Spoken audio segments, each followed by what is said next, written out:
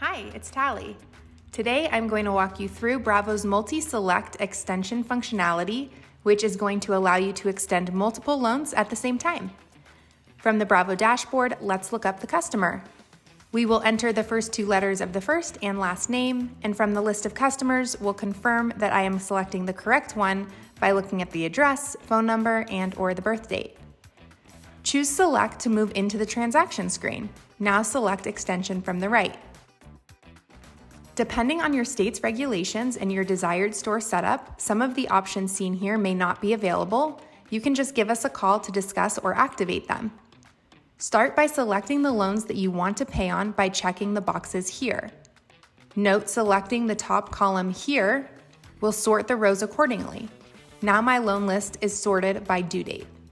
Our first extension option is to extend by increments of days or periods. In this store example, we're configured for days.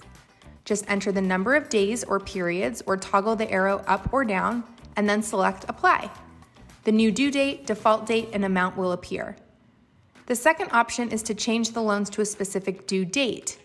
Now you just enter the due date for loans and then select Apply. Now the grid is updated. Finally, you can extend by distributing a payment amount by either balancing the number of days or by balancing the due date. Note, the new due date might not be the same for all loans. Selecting OK will bring all of the checked loans to the transaction screen, and we can see the new maturity date listed and the total amount due. Select Next to collect the tender from the customer. We're going to select Cash, confirm the amount collected and change, and then select OK. Finish the transaction by selecting Save, and the extension receipt will print, and now you're done. That's it. For additional questions, give us a call at 888-407-6287. Thanks and have a great day.